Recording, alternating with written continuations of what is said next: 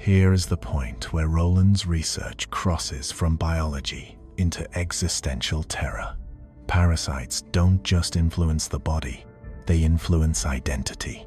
Once you understand how deeply they can embed themselves into human physiology, a darker realization follows. They can embed themselves into human behavior.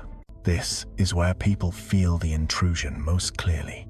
Not in the gut, not in the bloodstream, but in the mind. Parasites manipulate neurotransmitters, releasing chemicals that tilt emotion, warp logic, and distort appetite.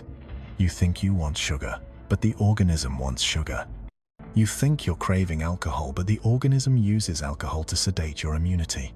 You think the depression came out of nowhere, but the parasite thrives when your vibration drops.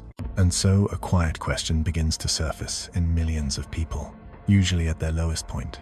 Why do I keep doing things I don't want to do? Modern psychology calls this self-sabotage. Rowland reframed it as biological sabotage.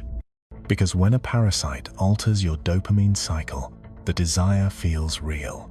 When it disrupts your serotonin, the hopelessness feels real.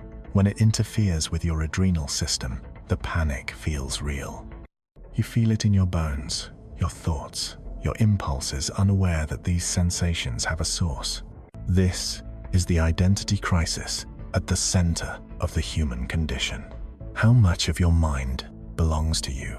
When an organism can hijack hunger, disrupt sleep, distort emotion, and trigger cravings that override logic, the line between host and invader becomes impossible to detect. The parasite doesn't have to control you overtly. It only has to tilt your desires by a few degrees, then watch as your life slowly bends in its direction. People describe this as feeling out of character. Not myself today, or like my body wants something my mind doesn't. They assume it's mood, stress, hormones, willpower. But what if it's not? What if the intrusive thought wasn't yours? What if the relapse wasn't psychological? What if the urge wasn't internal, but foreign? This is why ancient cultures describe possession not as dramatic supernatural takeover, but as subtle behavioral deviation, a whisper, a craving, a shift in personality. Parasites don't roar, they nudge. And humanity has spent centuries mistaking those nudges for flaws, weaknesses, sins, or failures, never realizing that the influence wasn't moral or spiritual, it was biological.